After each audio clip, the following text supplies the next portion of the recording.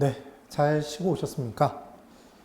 그래서 지금 개발론 부분의 내용들까지도 설명을 드려봤습니다. 개발론 부분에서 우리 지금 기초 입문서에는 없지만 한 가지 좀 시험에 자주 나오는 부분이 있어서 그 부분의 내용이 간단한 부분이기 때문에 익혀보자는 개념에서 정리를 한번 해보도록 하겠습니다. 그래서 여섯 번째 뭐가 있냐면 사회 간접자본 확보 방안이라는 게 있답니다. 여러분 사회 간접자본이라는 걸 뭐라고 생각해 주시면 되냐면 고속도로 그리고 학교 등이 있다라고 생각하시면 됩니다. 한 두 개 정도를 크게 기억해 주시면 됩니다. 근데 고속도로 같은 거, 도로 같은 거를 전부 다 정부가 주도하에 만들기 위해서는 그때 대규모의 공적 자금이 투입이 될 수밖에 없고 여력이 없어질 수 있답니다. 그래서 민간 자본을 활용해서 사회 간접 자본 시설, 고속도로나 학교 등을 확충하는 방안. 그럼 당연히 민간 자본이 투입돼서 그 수입을 들인 비용을 뽑고 그리고 어느 정도 이익을 누릴 수 있을 정도까지 뭔가 수익의 근원을 마련해 줘야 될 거 아닙니까? 그래서 사회 간접 자본의 확보 방안이라는 게 있는데 그 방안의 내용이 뭐 BTO, BOT, BTL 이런 개념들이 있답니다. 그럼 걔를 섞어놓고 함정파는 문제들이 나올 수 있기 때문에 정확한 개념으로 이해를 한번 해보자입니다. 별로 어렵지 않기 때문에 정확하게 들어보시면 됩니다. 그래서 첫 번째는 영어를 한번, 단어들을 한번 기억해 보는 겁니다. 근데 그 단어를 단순하게 기억하는 게 아니라 제가 암기하는 방법을 말씀드리면 그 내용대로 한번 기억을 한번 해보십시오. 그래서 첫 번째, 당연히 사회 간접 자본 시설을 먼저 민간 자본을 들여서 만드는 것부터 출발할 거 아닙니까? 그래서 만드는 건 build, 그래서 만들답니다. B, 만들답니다. 그 다음 O는 operate라고 얘기해서 얘는 운영하답니다. 그래서 기억하시는 방법은 운영하답니까, 여러분? 이렇게 기억을 해보시는 겁니다. 그 다음 이제 임대해 주는 건 우리 정수기를 임대해서 쓰지 않습니까? 리스다, 렌탈이라고 얘기 안 하고 이때 리스라고 보시자 이겁니다. 자동차 등을. 그래서 임대하다는 리스, L이고 그리고 트랜스퍼는 이전하다인데 여러분 생각해 보십시오. 민간 자본을 들여서 개발업자가, 개발회사가 만약에 고속도로를 만들어서 정부한테 준답니다. 사회간접 자본 시설을. 그럼 그때 정부에게 넘겨줄 때 그냥 넘겨주겠습니까? 야, 내가 이거 만드는데 얼마나 고생을 했는데 티내면서 이전시키겠습니까? 티나게 이전시키는 겁니다. 그래서 이전시키다는 트랜스퍼의 T를 기억을 해주는 겁니다. 이해가 되십니까? 지금 뭘 기억하는지 기억하는 겁니다. 그래서 운영한다는 운영이니까 뭐다? O. 그래서 오퍼레이트. O라는 걸 기억해 주시면 되고 임대하는 거 자동차 임대하는 걸 리스입니다. 얘를 기억해 주면 되더라. 그 다음 소유하는 건 오온인데 얘는 별로 기억하실 필요는 사실상은 좀 중요도가 덜합니다. 그럼 이제 이 내용을 가지고 어떻게 정리하는지를 한번 살펴드려보면 말씀을 드려보면 사회 간접 자본의 확보 방안인 겁니다. 이제 BOT라는 게 있답니다. BOT. 그럼 BOT 방식은 먼저 짓겠습니까? 만들고 그 다음 O 운영하도록 만드는 거다. 일정 기간 동안에 운영할 수 있도록 운영권을 주는 겁니다. 그럼 그때 운영 수입이 발생할 겁니다. 운영하고 T는 이전시키는 것. 티나게 뭐한다? 이전시킨다. 그래서 순서가 주저리 중간에 들어간 내용들이 있지만 그 내용들을 딱딱 체크, 중요 부분만 체크해보면 만들고 순서가 그 다음 운영하고 이전한다라는 개념으로 나올 겁니다. 이게 BOT 방식인 겁니다. 그 다음 BTO는 이번엔 당연히 만들고 그 다음 티나게 이전시키고 그 다음 뭐한다? O 운영하도록 만드는 겁니다. 이전한 상태에서. 그 다음 BTL은 만들고 티나게 이전시키고 그 다음 임대 해줘서 임대료를 지급해 주는 겁니다. 정부가 민간 건설업체 등에게 개발회사에. 그 다음 BO는 만들고 소유하면서 운영할 수 있도록 해주는 겁니다. 되십니까? 그래서 각각의 내용들이 다르게 나왔을 때 얘를 잡아주는 것, 이 연습을 해줘야 된다는 얘기입니다. 그런데 이때 BTO와 BTL의 비교를 조금 해주실 필요가 있답니다. 여기서 가장 중요한 포인트는 민간 자본이 민간 개발회사가, 민간 업체가 개발회사가 먼저 고속도로나 학교 등을 만든 겁니다. 그리고 정부에게 그 소유권을 이전시키고, 티나게 이전시키고, 그리고 자신이 들인 비용을 뽑아야 될 거 아닙니까? 어느 정도의 이익까지 누릴 수 있도록 비용을 뽑아야 될 겁니다. 그럼 일정 기간 운영해서 운영 수익을 누릴 것이냐, 아니면 정부로부터 임대료를 받을 것이냐 문제인 건데, 만약에 수익이, 운영 수익이 많이 발생하는 대상물이라면 그때는 운영하는 게 유리할 거 아닙니까? 고속도로 등은 운용 수입이 많이 발생할 수 있을 겁니다. 근데 학교 등은 운용 수입이 별로 많이 발생하지 않으니까 임대료를 정부로부터 받는 게 유리하다는 겁니다. 그래서 BTO 방식으로 하는 건 운영의 수입이 많이 발생하는 고속도로 등에 적용하는 거고, BTL 방식으로 하는 건 이때는 학교 등의 간접자본, 사회간접자본 시설을 확충하는 방안이라고 기억해 두시면 됩니다. 그러면 이제 연습을 한번 해볼 겁니다. 연습입니다. 연습.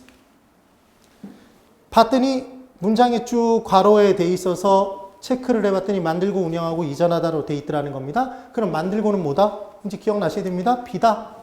B. 운영하고는 뭡니까? O더라. 그 다음 이전하다는 티 내면서 이전시킨다. 티나게 이전하는 겁니다. T. 그 다음 만들고 이전하고 운영하다의 순서가 된다면 만들고는 뭐고 B고 이전하다는 뭐고 T고 운영하다는 O입니까 여러분? 언제 어떻게 하셨습니까? O 이렇게 띄어내면 된답니다. 오퍼레이트. 그 다음 만들고 이전하고 임대하다 이렇게 돼 있으면 만들고 B 이제 되셔야 됩니다. 티나게 이전시키고 T. 그 다음 임대하다 리스 L이더라 이렇게 들어갑니다. 그럼 이번에 만들고 소유하고 운영하다의 순서가 돼 있다면 만들고 뭐고 B고 소유하고 own O. 그 다음 운영하다 O 오퍼레이트 이 순서가 된다라는 걸 기억해 주시면 되겠습니다. 되셨습니까? 이렇게 연습하시는 겁니다. 그 다음 이제 부동산 관리에 대해서 공부를 할 겁니다. 101페이지에 3장에 부동산 관리 활동이라고 되어 있는데 1. 부동산 관리에 의해 부동산 관리란 부동산을 그 목적에 맞게 최유효용할 수 있도록 아까 최유효용은 전문가에 의한 이용이 아니란 얘기했습니다. 보통 사람에 의한 이용. 그때 법경기 측면에서 판단한다는 얘기를 했습니다. 법률적, 경제적, 기술적 측면에서 취득 및 보존, 이용, 개량 등 운영과 관련되는 일체의 행위를 말한다. 그럼 마찬가지입니다. 관리활동도 기본적으로 왜 하겠습니까, 여러분? 수익을 누리기 위해서 하는 겁니다. 개념이. 그래서 2번에 부동산 관리 영역에 괄호 1번에 자산관리가 나와 있답니다. 그럼 자산관리는 소유자나 기업의 부의 극대화를 추구하는 방안이랍니다. 여러분, 투자론에서 일반적인 투자자의 투자 목적이 뭐였는지 기억나십니까? 부의 극대화의 추구? 전체적인 내용이 계속 연결이 되어 있는 겁니다. 그러면 부의 극대화를 반드시 추구하는 방법이 무슨 법이었기 때문에? 순영가법이었기 때문에 순영가법이 이쁜 놈이었던 거 기억나십니까? 그래서 어떤 내용들이 나오면 순영가법에서 나왔을 땐 다 장점이었다? 그런 내용들이 기억나시면 됩니다. 그래서 부의 극대화를 추구하기 위한 관리를 무슨 관리를 한다? 자산관리. 근데 자산관리가 적극적 관리인지 소극적 관리인지가 시험 문제로 나올 수 있답니다. 기억하시는 방법은 얘도 무슨 한글 학자처럼 지읒 이렇게 기억해 두시면 됩니다. 그래서 자산관리 지읒은 적극적 관리 지읒이다 이렇게 기억해 주시는 겁니다. 적극적 관리다.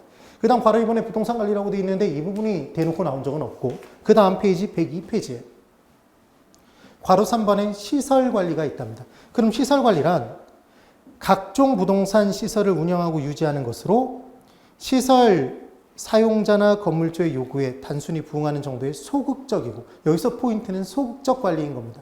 그럼 시설 관리는 말 그대로 시설을 원래 상태로 유지하고 관리하는 활동인 겁니다. 그럼 시설 관리는 소극적이냐 적극적이냐 이 문제가 나오면 시설 관리 시옷, 소극적 관리 시옷 이렇게 기억해 두시면 됩니다. 바뀌어져 있다면 잡아내신 겁니다. 그 다음 3번에 부동산 관리의 내용에 법률적 관리, 경제적 관리, 기술적 관리로 쪼개져 있는데 법적 관리를 보존 관리라고도 합니다. 보전이 아니라 보존 관리. 우리 건물 새롭게 짓게 되면 무슨 등기합니까, 여러분? 소유권 보존 등기합니까? 보전 등기합니까? 보존? 그게 법률적 관리다라고 기억해 두십시오. 그래서 법률적 관리를 판단하는 방법은 권리나 조정이란 단어, 계약이란 단어가 나오면 얘는 무조건 법률적 관리다라고 기억해 주시면 됩니다. 그리고 경제적 관리를 기억하시는 방법은 수지 관리다, 수입 지출 맞추는 거 수지 관리. 그 다음 돈 수입 비용과 관련된 내용은 다 경제적 관리. 그리고 한 가지 기억하실 건 사람을 잘못 쓰면 돈 무진장 셉니까, 여러분? 그래서 인력 관리도 경제적 관리에 속한다는 거 기억해 두십시오. 그 다음 기술 관리에는 위생 관리, 설비 관리, 보전 관리, 보존이 아니라 보전, 그 다음 보안 관리가 포함된다고 얘기를 하지만 그걸 지금 외우실 필요는 없습니다. 그래서 지금 괄호 1, 2, 3번의 내용. 그래서 가장 협의의 관리는 일반적으로 우리가 부동산 관리한다고 얘기하면 무슨 관리하는 거다? 기술적인 관리를 하더라는 겁니다. 그 내용. 그래서 괄호 3번에 기술적 관리를 협의의 관리라고 하기도 하더라. 좁은 의미의 관리. 그 다음 괄호 4번에 이제 관리의 방식, 유형이 나온다 그러는데 얘를 이제 본격적으로 공부를 해보자입니다. 1번. 부동산 관리의 3방식이 있답니다. 그러면 부동산 관리는 크게 법률적, 경제적, 기술적 관리를 해줘야 된다는 얘기를 했습니다. 그럼 과거의 전통적인 방식에서는 소유주가 직접 관리를 했겠습니까? 그래서 얘를 자가관리라고 합니다. 그럼 자가관리는 법률적, 경제적, 기술적 관리를 다 누가 한다? 소유주가 하는 겁니다. 그럼 소유주는 관리의 전문성이 떨어지니까 관리 이용의 효율성이 좀 더 떨어지는 관리 방식일 겁니다. 근데 자기 거 자기가 관리하니까 기밀 유지 등은 제일 잘 될 겁니다. 그럼 이번엔 법률적, 경제적, 기술적 관리를 다 관리 전문가에게 위탁하는 겁니다. 얘를 외주관리 또는 위탁관리라고 얘기를 합니다. 그럼 관리 전문가 관리를 하니까 얘는 관리 전문성이 제일 높아서 관리 효율성이 제일 높은 건 위탁관리가 됩니다. 그럼 이번엔 당연히 이 둘을 합친 관리가 있을 겁니다. 얘를 뭐라고 한다? 혼합시킨다. 혼합관리라고 얘기를 합니다. 그럼 혼합관리는 양 관리 방식의 장점만 따서 사용할 수도 있다고 얘기를 하겠지만 단점만 발생할 수도 있을 거 아닙니까? 그 다음 두 번째, 이제 가장 바람직한 관리 유형은 무엇입니까? 이런 함정을 팔 수가 있답니다. 질문이 나올 수 있더라. 그럼 뭐라고 보통 대답을 하시냐면 위탁관리라고 대답하시기가 쉽답니다. 왜? 전문가에 의해서 이루어지니까. 근데 그렇지 않은 이유는 만약에 소규모의 단독주택입니다. 정말 조그만 주택. 그걸 전문가에게 만약에 위탁해서 관리한다 그러면 관리 비용만 더 들 거 아닙니까? 그때는 뭐 하는 게 유리하겠다? 자가관리. 그런데 대규모의 공동주택, 아파트 단지, 그리고 대규모 상가 건물이라면 그때는 전문가에게 맡게 될 거 아닙니까? 관리업체. 그때 위탁관리가 유리할 겁니다. 그래서 가장 바람직한 관리 유형이라는 건 존재하지 않습니다. 부동산의 종류나 규모별로 각각 적합한 관리 방식이 별도로 존재할 수 있는 겁니다.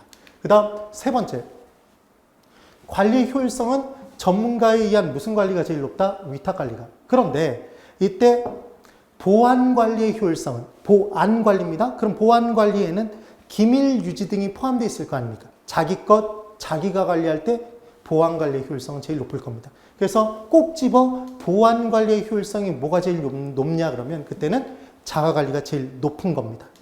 그 다음 혼합관리는 이제 섞여 있는데 과연 법률적, 경제적 관리, 기술적 관리를 누가 하고 있는지가 이제 포인트인 겁니다. 얘를 기억하시는 방법은 실제로 근래 건축기술이 굉장히 발달됐습니다.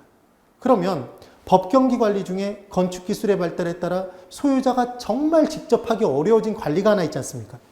건축기술이 발달되면 전등 하나도 소유주가 직접 관리가 어려워집니다. 그래서 무슨 관리는 기술적 관리는 전문가에게 맡기고 법률적, 경제적 관리를 소유자가 직접 하는 형태. 이게 대표적인 혼합관리의 형태가 됩니다.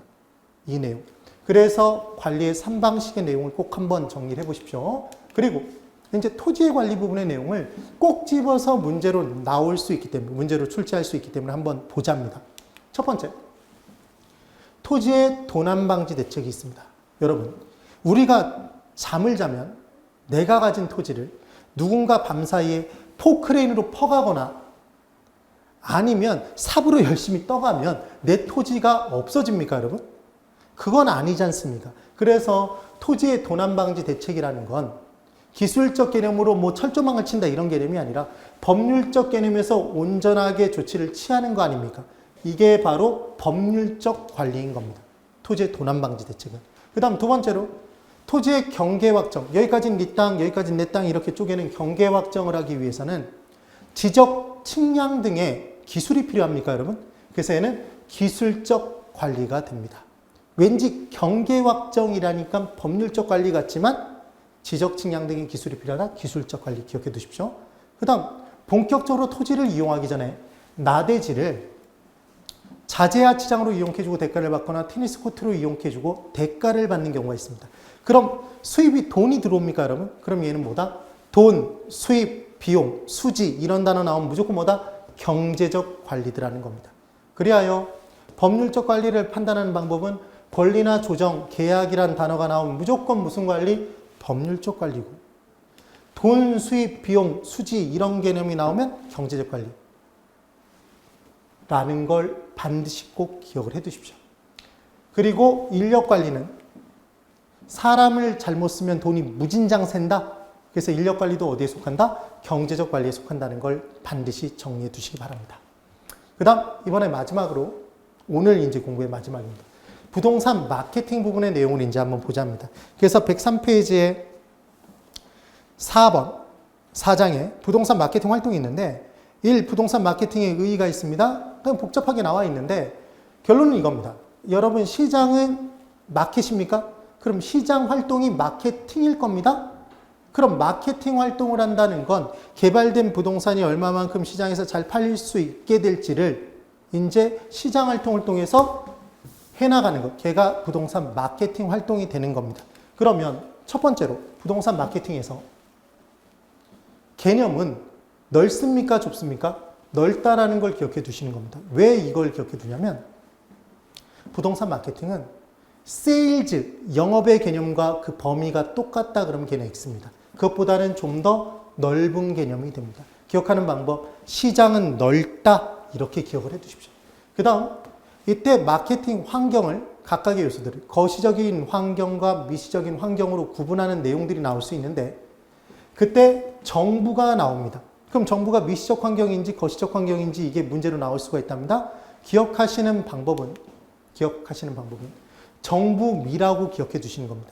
예전에 쌀 중에 정부가 비축해 놓고 있다가 묵은 쌀을 공급을 싸게 해줬던 쌀이 있었습니다. 그게 일반미의 반대말 정부미였습니다. 이게 만약에 기억이 나시면 연식이 어느 정도 되신 겁니다. 저처럼. 그래서 정부미. 그 다음 2번. 실제 부동산 시장은 예전에는 아파트를 하나 지어놓으면 그 아파트가 어디에 지어져 있든지 간에 어떻게 지어져 있든지 간에 다 샀습니다. 그래서 공급자 중심의 시장이었는데 요즘은 그 아파트가 있는 장소가 마음에 안 들거나 그 구조가 마음에 안 들면 안 삽니다. 그러니까 처음부터 수요자의 욕구를 판단하기 위해서 무진장 노력을 합니다. 그래서 아파트 지을 때 주부 체험단, 모집 광고 등을 내서 어떻게 설치하는 게 싱크대도 설치할 때 어떻게 설치하는 게 좋겠다 등등등을 다 따져보고 이때 짓지 않습니까? 건축이 들어간다. 그래서 실제 부동산 시장이 수요자 중시 시장이기 때문에 마케팅 활동이 좀 더 중요성이 강조가 된다는 개념입니다. 그래요. 암기하는 방법은 시장은 폭넓다, 개념이 넓다라는 거 기억하시는 겁니다. 그 다음 무슨 미? 정부미를 기억하십시오. 정부는 미시적 환경이더라. 그 다음 이제 부동산 마케팅 부분에 문제가 나오면 꼭 이 부분에서 출제가 된다라고 단언할 수 있는 부분이 사실은 있습니다. 그게 바로 뭐냐면 부동산 마케팅의 3차원이라는 파트가 있다는 겁니다. 그게 바로 지금 103페이지의 중간 2번 부동산 마케팅 전략에 괄호 2번의 시장 점유 마케팅부터 시작해서 다음 페이지에 104페이지 고객 점유 마케팅, 관계 마케팅이라고 나와 있는 이 세 가지가 부동산 마케팅의 3차원인 겁니다. 그래서 첫 번째로 시장 점유 마케팅 전략이 있습니다. 그럼 얘는 말 그대로 공급자가 시장 점유율을 높이고자 하는 겁니다. 그럼 어떤 단계를 거쳤을 때 시장 점유율이 높아지더라는 겁니다. 그럼 첫 번째 기업 STP 전략이라는 게 나옵니다. 그래서 S는 세그멘테이션이라고 얘기를 합니다. 얘는 세분화시키는 겁니다. 구별해내는 겁니다. 그래서 전체 시장을 수요자 집단의 특성별로 잘게 썰어보는 겁니다. 세분화시키는 것. 이게 세그멘테이션입니다. 세분화 전략. 그 다음 T는 그 세분화된 나눠진 시장에서 목표 시장, 타겟 시장을 정하는 것이고 표적 시장 선정, 타겟팅입니다. 타겟팅. T. 그 다음 타겟이 된 시장 내에도 이미 기존의 공급자들이 있기 때문에 기존 공급자와의 차별화를 깨야지만 기존 공급자와 차별화된 위치로 선정을 해야지만 포지셔닝 해야지만 시장 점유율을 높일 수 있다는 얘기입니다. 이게 STP 전략인 겁니다. 근데 STP 전략이 왜 필요하냐면 일반적인 공급자는 여러분 공급자는 가진 돈과 기술력이 한계가 없겠습니까? 한계가 존재하겠습니까? 한계가 존재할 겁니다. 그럼 그 제한된 자본과 기술을 가지고 시장에 들어가서 점유율을 높이기 위해서는 정확한 시장을 나눠서 자신의 힘을 집중시켜야 될 거 아닙니까? 그래서 나온 게 STP 전략이라고 기억해 두시면 됩니다. 그래서 이 STP 전략에서 뻑하면 함정을 파는 게 수요자 집단의 특성별로 세분화시키는 게 포지셔닝, 차별화 전략이다 그러면 걔는 X. 이런 식의 문제를 낼 수가 있는 겁니다. 그럼 암기하는 방법이 이제 필요하다는 얘기고, 그 다음 니은에 이제 포피 믹스라는 게 있답니다. 여러분, 커피 믹스는 커피와 설탕과 프림이 섞여 있는 겁니까, 여러분? 그렇지 않습니까? 그래서 포피 믹스는 P자로 시작하는 4가지가 섞여져 있는 것이다라고 기억해 두시면 됩니다. 마케팅 전략 중에. 그래서 첫 번째 프로덕트가 있습니다. 그리고 프로모션, 프라이스, 플레이스가 있는데, 이때 아시는 것처럼 프로덕트는 뭐다? 제품이고, 프로모션은 판매 촉진 활동이고, 프라이스는 가격이고, 플레이스는 유통 활동이랍니다.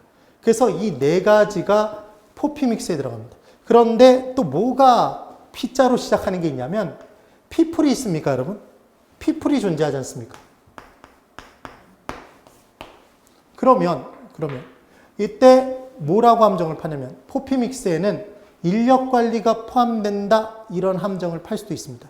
그래서 기억하실 때 이 부분까지는 뭐 그렇게까지 막 외우려고 노력할 필요는 없겠지만 예전에 화장지 중에 뽀삐 화장지라는 게 있었습니다. 너무 옛날 사람 티를 내서 죄송하지만 그래서 뽀삐는 우리 집 화장지였습니다.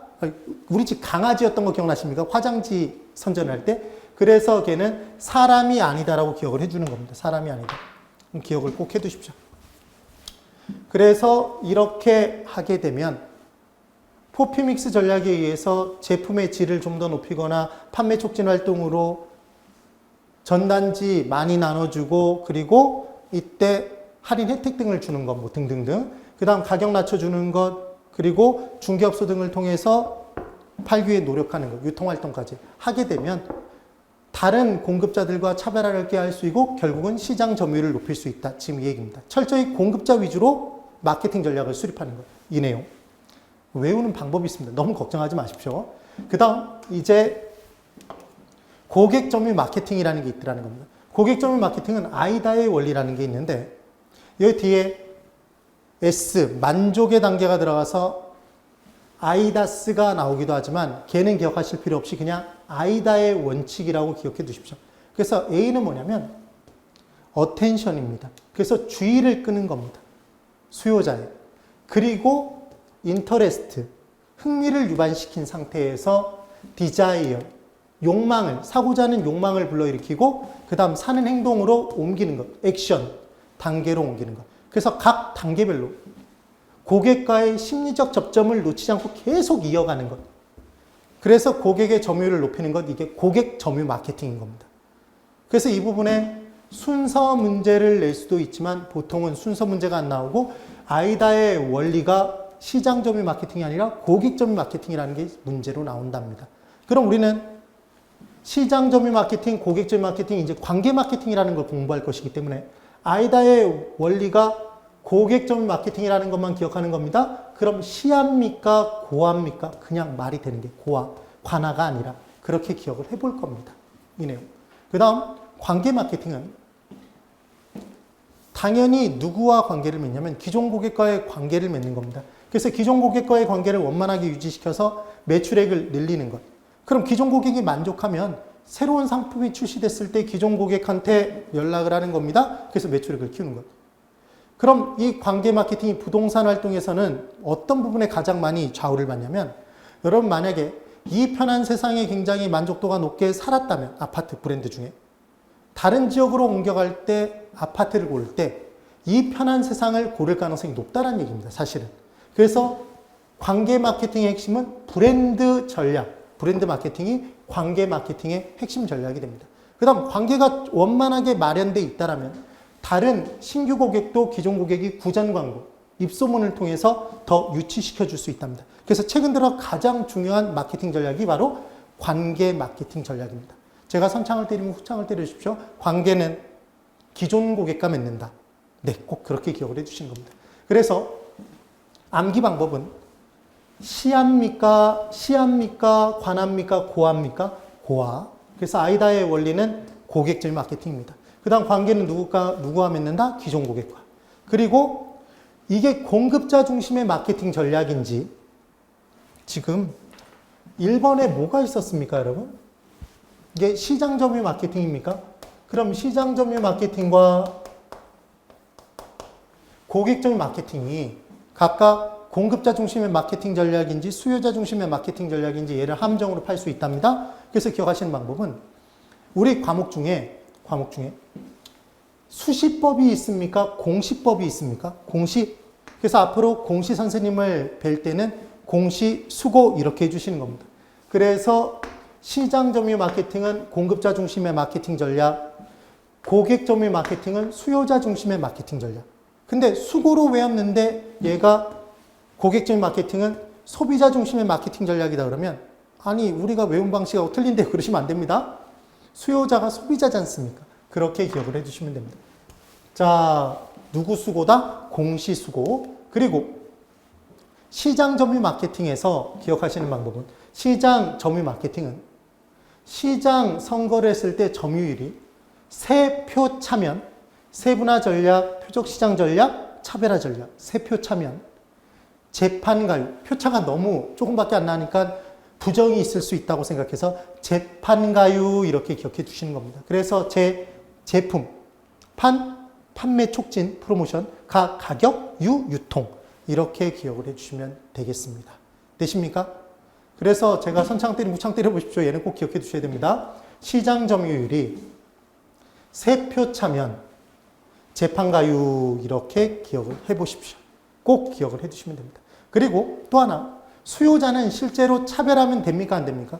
절대로 차별하면 안 됩니다. 그래서 수요자 집단을 특성별로 구분하는 걸 세분화 전략이라고 하지 차별화 전략이라고 절대 안 합니다. 기존 공급자로부터 나를 다르게 차별화시키는 겁니다.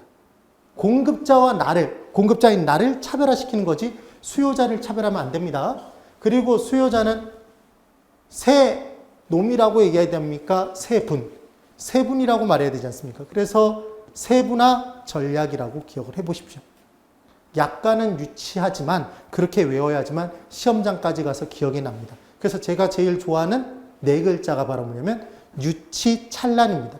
유치하게 암기할수록 찬란하게 빛나서 시험장에서 기억이 나는 겁니다. 꼭 정리를 해 두십시오. 그래서 이 세 가지 마케팅 전략의 3차원을 꼭 정리를 해 주셔야지만 문제를 푸실 수가 있는데 각각 기억이 잘 안 나니까 이 부분만 정확하게 몇 번만 반복해 보시면 다른 내용은 구체적으로 막 열심히 외우지 않아도 이 내용 정리가 가능하답니다.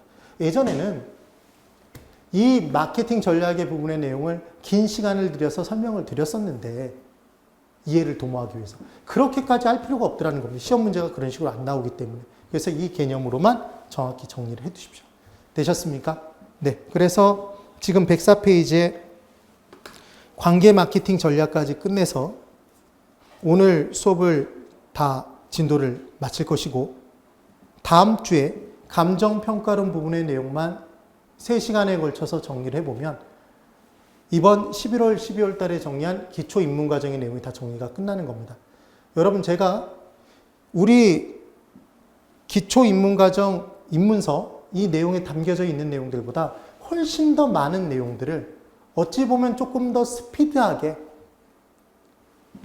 많은 내용들을 설명드리려고 노력을 한 이유는 11, 12월 달에 얼마만큼 달렸는지가 얼마만큼 노력을 했는지가 1, 2월 달 공부를 정말 엄청나게 좌우하고 결국 1, 2월 달에 얼마만큼 학계론을 쉽게 접근할 수 있느냐에 따라서 민법에 얼마만큼 시간을 더 할애할 수 있느냐 그리고 다른 2차 과목의 공부를 얼마 정도의 시점에 빠르게 들어갈 수 있느냐가 좌우되기 때문에 제가 조금 힘드시더라도 더 많은 내용들을 설명을 드려본 겁니다. 그렇지만 아무리 어려웠던 내용들도 한 번만 반복해서 또 들어보시면 정리가 잘 되실 겁니다. 힘내셔야 됩니다. 여러분 꼭 기운 내셔서 중요한 내용들은 체크를 해보십시오. 네, 대단히 수고 많으셨습니다. 수고하셨습니다.